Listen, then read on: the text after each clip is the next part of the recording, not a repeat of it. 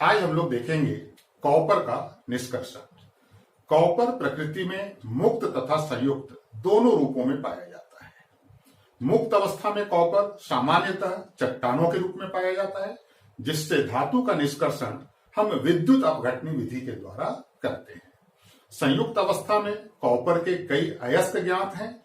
तो सबसे पहले हम लोग कॉपर के अयस्कों के नाम और उनके रासायनिक सूत्र देखेंगे। तो चलिए सबसे पहले देखते हैं कॉपर के अयस्क।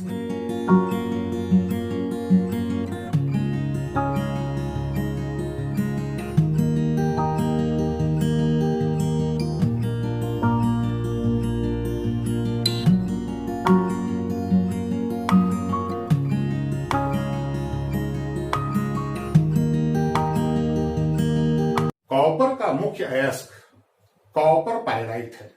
इसको कॉपर आयरन पायराइट भी कहते हैं, या फिर इसका एक और नाम है कैल्कोपायराइट।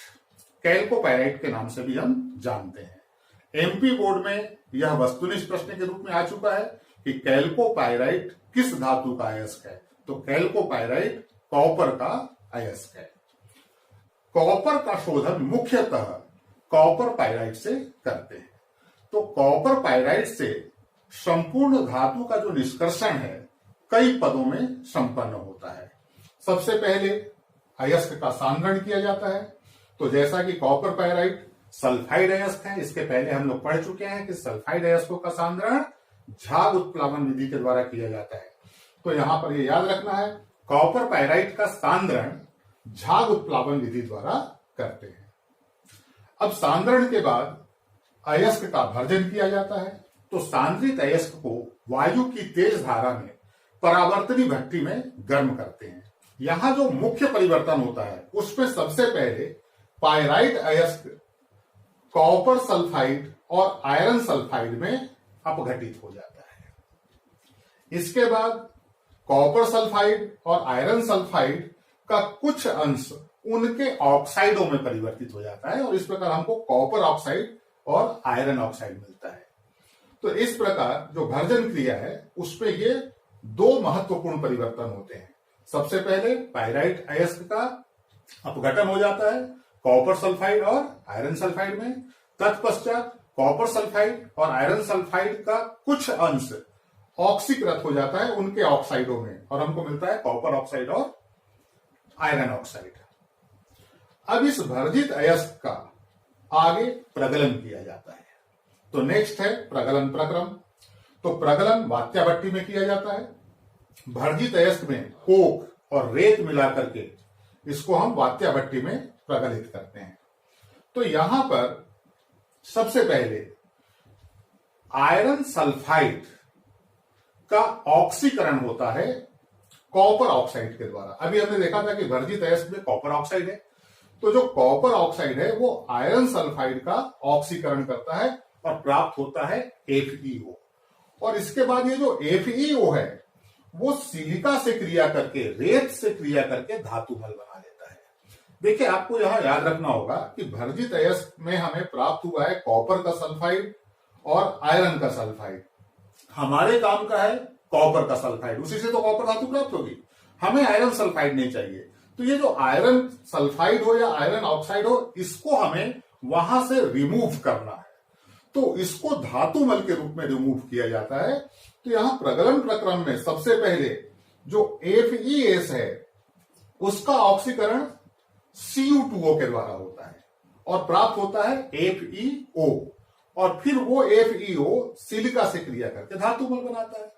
तो इस प्रकार धीरे धीरे अधिकांश आयरन सल्फाइड वहां से हट जाता है, लेकिन अभी भी कुछ मात्रा उसकी बची रहती है। तो वात्या भट्टी के तली में जो द्रवित पदार्थ हमको प्राप्त होता है उसमें मुख्य रूप से कॉपर सल्फाइड होता है और अल्प मात्रा में आयरन सल्फाइड होता है। इस मिश्रण को मैट कहा जाता है, और यह भी प्रश्न के रूप में पूछा जाता है कि मैट क्या है। तो मैट है Cu2S अधिक मात्रा में और FeS अल्प मात्रा में। ये जो द्रवित मिश्रण होता है इसको हम मैट कहते हैं। अब वात्या भट्टी से जो मैट प्राप्त हुआ है उससे आगे धातु प्राप्त की जाती है। तो अगला जो प्रक्रम है वो है बेसेमरीकरण। तो वात्या घट्टी से प्राप्त ये जो द्रवित मैट है, इसको हम एक बेसेमर परिवर्तक में लेते हैं। बेसेमर परिवर्तक हम लोगों ने इसके पहले पढ़ा है, जहां हम लोगों ने धातु निष्कर्षण में प्रयुक्त भट्टियां देखी हैं, उसके अंदर बेसेमर परिवर्तक को भी देखा है। तो बेसेमर परिवर्तक में ये द्रवित मैट लेते हैं और परिवर्तक की तली से वायु की तेज धारा प्रवाहित करते हैं। तो ऐसा करने पर जो मैट में आयरन सल्फाइड है, उसका ऑक्सीकरण होता है आयरन ऑक्साइड में, और फिर वो आयरन ऑक्साइड रेत से क्रिया करके धातुमल बना लेता है। तो इस प्रकार धीरे धीरे समस्त एफीएस धातुमल के रूप में पृथक हो जाता है। जब समस्त एफीएस धातुमल के रूप में पृथक हो जाता है, तब ये जो कॉपर सल्फाइड है, इसका कुछ अंश ऑक्सीकृत हो जाता है Cu2O में, कॉपर ऑक्साइड में। और ये जो कॉपर ऑक्साइड है, शेष बचे कॉपर सल्फाइड को कॉपर में अपचयित कर देता है। हम लोगों ने इसके पहले अपचयन की विधियां देखी हैं, वहां स्व अपचयन में यह उदाहरण दिया है। यहां पे अलग से कोई अपचायक मिलाने की आवश्यकता नहीं है। यहां पर जो अभिक्रिया में कॉपर का ऑक्साइड बनता है, वह बाकी बचे हुए समस्त कॉपर सल्फाइड को कॉपर में अपचयित कर देता है। तो इस प्रकार ये स्व अपचयन का उदाहरण है, और यहां हमको कॉपर धातु प्राप्त हो जाती है। अब ये जो द्रवित कॉपर है, जब इसको हम ठंडा करेंगे तो देखिए अभिक्रिया में SO2 गैस बन रही है। ये SO2 गैस धीरे धीरे बाहर निकलेगी। तो जब कॉपर ठंडा होता है तो SO2 गैस बाहर निकलने के कारण उसकी सतह पर फफोले पड़ जाते हैं, ब्लिस्टर्स पड़ जाते हैं। तो इस प्रकार जो कॉपर प्राप्त होता है, इसको हम कहते हैं फफोलेदार कॉपर। और ये अशुद्ध कॉपर होता है, इसके अंदर अशुद्धियां मिश्रित होती हैं। तो अब फफोलेदार कॉपर से शुद्ध कॉपर प्राप्त किया जाता है। तो नेक्स्ट जो पद है वो है कॉपर का शोधन। और शोधन की विधियां भी इसके पहले हम लोगों ने देखा है। इसके पहले की वीडियो में धातु निष्कर्षण में प्रयुक्त पदों को हम लोगों ने समझा है, और वहां शोधन की विधियों को भी हमने देखा है। तो यहाँ कॉपर का जो शोधन है, दो विधियों से किया जा सकता है, विद्युत अपघटनी विधि से और पोलिंग विधि से। हमें पता है विद्युत अपघटनी विधि भी और पोलिंग विधि भी। तो विद्युत अपघटनी विधि में हम एक लोहे का टैंक लेते हैं, उसमें कॉपर सल्फेट का अम्लीय विलयन लेते हैं। इस विलयन में अशुद्ध कॉपर की मोटी प्लेटों का एनोड लगाते हैं और शुद्ध कॉपर की पतली प्लेटों का कैथोड लगाया जाता है। अब जब हम विद्युत अपघटन की क्रिया करते हैं तो अशुद्ध कॉपर के एनोड से कॉपर आयन विलयन में आते हैं, और विलयन से वो शुद्ध कॉपर की कैथोड पर मुक्त होने लगता है, वहां जमा हो जाते हैं। तो इस प्रकार कैथोड पर हमको शुद्ध कॉपर प्राप्त हो जाता है। पोलिंग विधि में भी हम लोगों ने देखा है कि कॉपर का जो ऑक्साइड है वो पिघले हुए कॉपर में अशुद्धि के रूप में विद्यमान होता है।